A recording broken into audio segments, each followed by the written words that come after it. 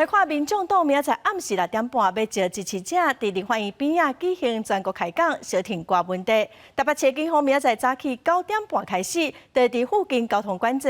因为民众党的主席挂问题洪基亚禁见，敢有人要代理党主席的？黄国昌今仔是无要回应。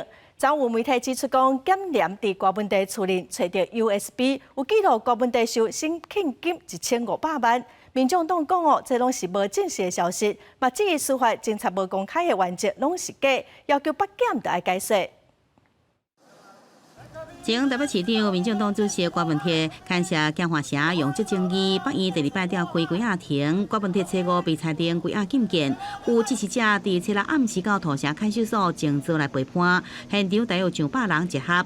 郭文铁的兄妹关美兰也到现场，敢若讲一句大家辛苦啊，需要暂停笑笑拢无讲话。因为这是一个无声的抗议诉求，所以您也是用无声来表达你的态度，是吗？民众党表示，这是支持者自发的赞赏活动，党中央表示尊重，也呼吁支持者理性来面对。民众党中央紧急应变小组也达成决议，动员全党的力量对抗劣势党国。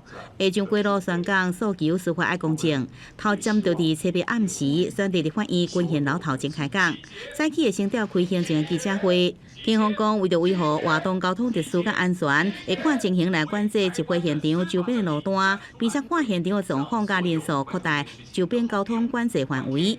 有个派120名警力到场来维安。另外，台中市府顾问前民众党立委蔡壁如讲，迄天也来到台北赞声。今天大家团结，应该我会到，我想6点会到吧。刻意的抓住民进党打绿，营造对绿营的对抗，激化政治的斗争。他们思考的可能还是要在立法院里面保留蓝白合作的空间。民进党立委宣布，力赢新党国一讲法，讲是民众党挑工挑起政治对立。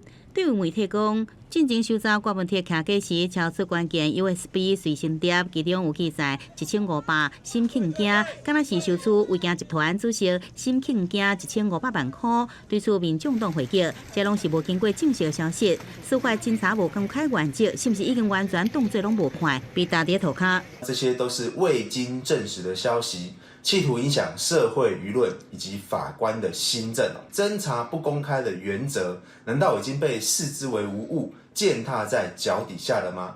北检呢也应该要清楚的说明不能用一句不予证实来撇清责任郭文铁怀疑牵涉江华社案件几下禁见，太太陈佩琪原定27要对87联谊退休，比讲伊请假到月底，换一句话讲，等于是停证到退休。87联谊讲会安排其他医师代诊，并且伫网站甲现场来广告，维护病人就医的权益。记者综合报道。